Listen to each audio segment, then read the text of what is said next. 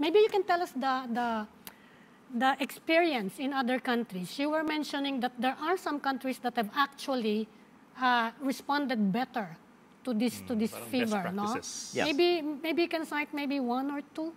Let's look at Lithuania. It's a relatively small country. They have about 500,000 pigs in their herd in the commercial industrial sector. They have about, I think, 40,000 in the backyard farming sector. So when they heard of the first incidents, and actually at that point, I think it was in the wild pig population, and then from the wild pig population, it jumped into the farm. So that's possible because African swine fever affects only pigs. So one example was a farm of about 20,000 pigs, which is not unusual in the factory farming context. 20,000 is I wouldn't say that's normal, but that's not it happens. So in that particular situation, they locked down the farm. Nobody goes in, nobody goes out, or at least even the feeds. Any processing, everything stops.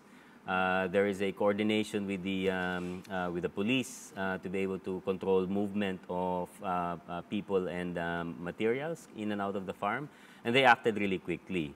They have informed the European Union or the competent authority that we have an outbreak, so that there is full transparency that we have it here. But they tested quickly. They were able to verify quickly that it was ASF. It was. And then they had to decide to kill all of the 20,000 pigs. So at that point, they had the equipment to be able to do that. They had the CO2, the CO2 equipment. They had containers, and they were able to put in the pigs. And they have identified already a place near the farm together and has been coordinated with the environmental department from their perspective that this is an area that will be acceptable. So there were certain criteria. Container yan? Do you need like a body bag for each pig? They use the feed containers. It's like an enclosed containers, because when you pump in the CO2, what happens is the pigs will lose consciousness and eventually. Ginagas siya. Opo. Air gas. Yes. Inside the sack. Inside the container. It's a steel container. Yeah. Parang container van. Container van, yes. Okay. So gas chamber. So in a way, it's like a gas chamber. It's a gas chamber. So that's more of would that be a more humane and more efficient way of doing things? Because rather than enclosed vault, for example? Yes, because the pigs will be, there will be some stress while they're being brought into this container. They will fall asleep. They will fall asleep. And then when they will fall asleep, and then after that, they will have a hard time breathing, and then eventually they will die. So after that, they ensured that all of the pigs were dead in these containers, and then for those that were still alive, they used a captive bolt to make sure that all of the pigs were dead. They put the pigs on site and dumped them in a ditch, which the minimum, the recommended depth is 5 meters. Malalim yun. 5 meters. 15 feet. Yes, and then when you cover the ditch, it should be around 2 meters from the surface. So there's a 2 meter. So it's a mound. Natambak. Yes. For some of the ditches, they had to put like a plastic sheet to make sure there's no leachate, and they have determined that that particular site will not contaminate the groundwater.